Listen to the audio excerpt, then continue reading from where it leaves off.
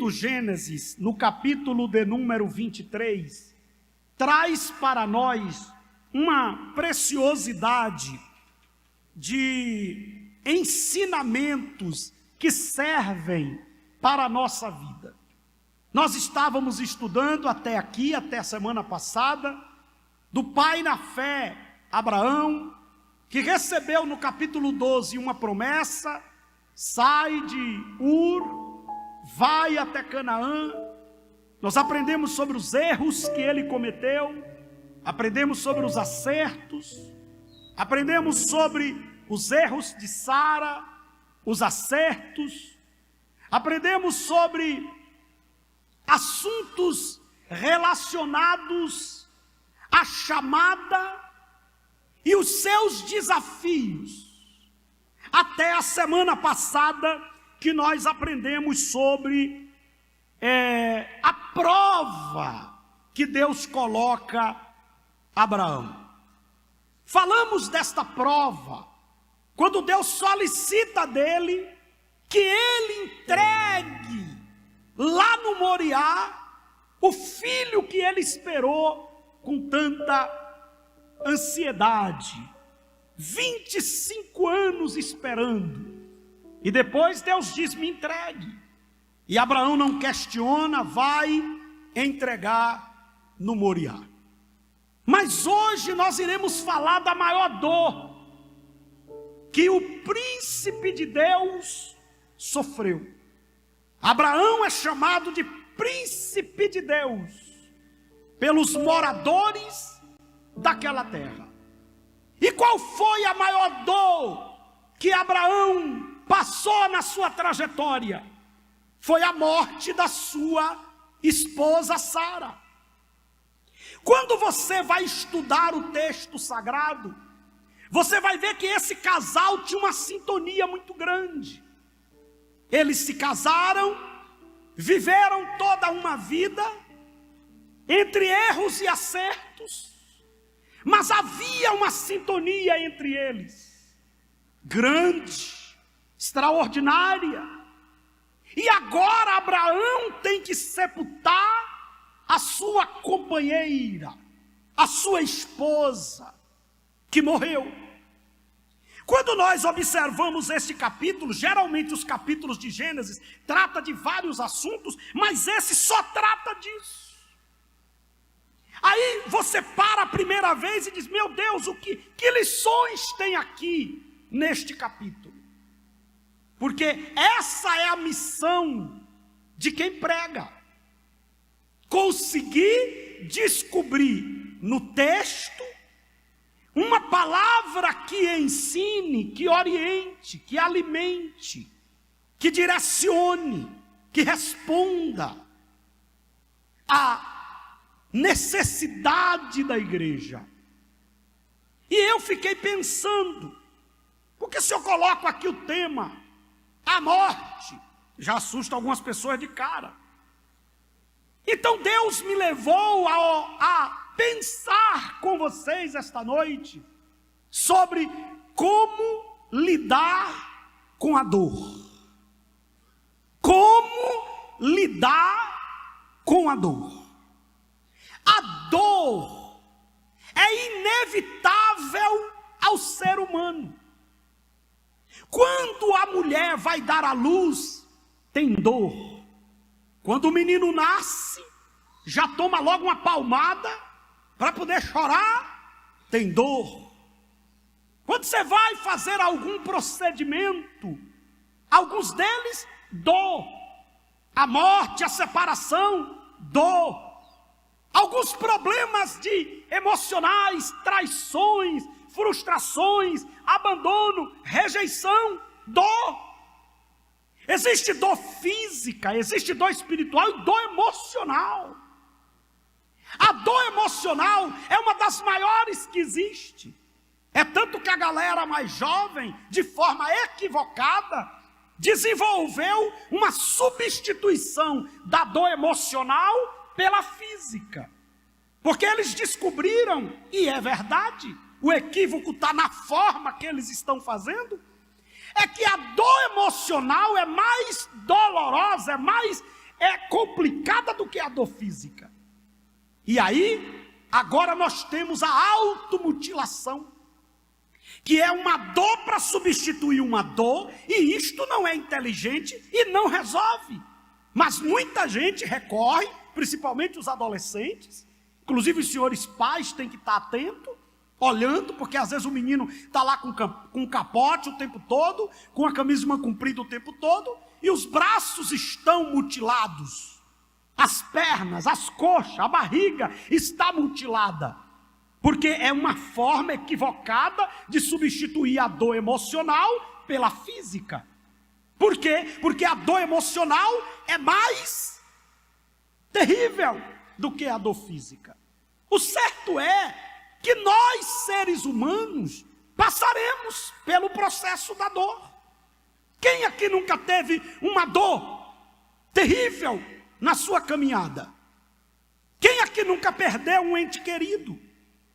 Um tio, uma tia, uma avó, um neto, um filho, uma mãe, um pai, um primo, um amigo, um líder, um professor? Dói, é uma dor terrível. Quem aqui nunca passou por uma angústia que parecia que estava ali corroendo? Dor. E como lidar com ela? E como lidar com este sentimento que a gente não tem como se livrar? Quem aqui pode dizer, não, pastor, eu nunca vou passar por esse momento? Não, todos nós passaremos. Todos passaremos pelo processo da dor. E aí eu gostaria que você sentasse direito no banco, olhasse aqui para mim, abrisse o coração, porque Deus vai lhe ensinar como lidar com a dor através da história dolorosa de Abraão. Abraão sentiu uma dor terrível, que foi sepultar sua esposa, a mulher que ele amou. E como é que lida com isso, pastor? E como é que lida com as percas? E como é que lida com as frustrações? Precisamos estar atentos para isto, porque Deus tem cura para a sua alma nesta noite, e tem orientação para a sua vida nesta noite. Primeiro, a morte da companheira de jornada. A primeira coisa que a gente precisa aprender nesse texto, de forma introdutória, é sobre as características desta mulher. Primeiro, Sara era uma mulher submissa. Nós não estamos falando de um homem que perdeu uma mulher que estava lhe dando dor de cabeça, uma mulher problemática. Não. Nós estamos falando de um homem que perdeu uma mulher que estava disposta a fazer tudo, inclusive o inaceitável, por ele. Foi isso que ela fez quando ela se submeteu a mentir diante de Faraó, diante de Abimeleque, para proteger Abraão. Uma mulher submissa. Ela aceitou seguir o chamado do marido. Deus não diz, Sara, eu tenho uma chamada para você. Não, Deus não diz isso. A chamada é de Abraão. Deus chamou Abraão. Mas ela, como uma mulher submissa, ela acompanha o seu esposo. E aí, a gente às vezes não tem a noção do que ela teve que abrir mão para seguir aquela chamada. A gente olha que ela deu H para Abraão, a gente julga às vezes que ela se comportou de forma deselegante com H. A gente olha que ela mandou, ela expulsou Ismael de casa. Mas na verdade essa mulher, ela abriu mão de muita coisa para seguir ao patriarca. Toda mulher precisa aprender submissão com Sara. Toda mulher precisa trabalhar essa característica de uma mulher sábia. A mulher sábia é uma mulher submissa. Não existe sabedoria para uma mulher que não é submissa. No relacionamento matrimonial, Aonde não tem submissão, tem loucura. Porque quem exigiu que a mulher fosse submissa ao marido foi o Senhor. E Deus preparou a mulher com a característica de completar o homem. Deus preparou o homem com a característica de proteger a mulher. Olha o que diz Colossenses 3,18. Vós, mulheres, estáis sujeitas ao vosso próprio marido, como convém no Senhor. Efésios capítulo 5, versículo 22 e 23. Vós, mulheres, sujeitai-vos a vosso marido, como ao Senhor.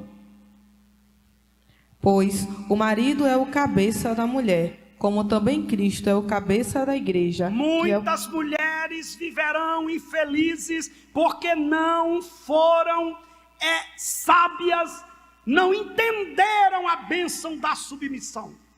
Mas aqui nós estamos falando de um homem que perdeu uma mulher submissa. Uma mulher que sabia ser uma mulher de verdade.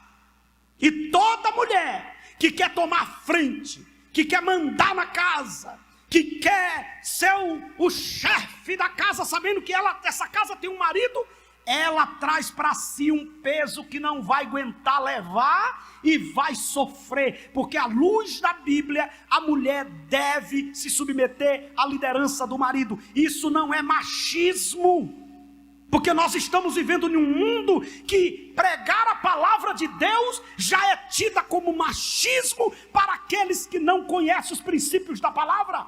Um homem machista é um homem que não valoriza a esposa, é um homem autoritário, é um homem que não ama, que não respeita. Mas ser submissa ao seu marido não é machismo, como não é homofobia dizer que é pecado a homossexualidade. A gente precisa ter muito cuidado, senão a influência do mundo vai entrando na igreja e a gente vai ficando travado para ensinar algumas coisas. Sara era uma mulher submissa. Agora tem um detalhe sobre Sara. A única mulher na Bíblia que Deus fala a sua idade na sua morte é Sara. Só Sara, Deus, o texto sagrado, em toda a Bíblia, só Sara Deus diz a idade da sua morte, e praticamente tem um capítulo tratando da morte desta mulher. Ela morre com 127 anos. Ela viveu 37 anos da vida de Isaac. Quando ela morre, Isaac estava com 37 anos de vida, e ela 127, e Abraão 137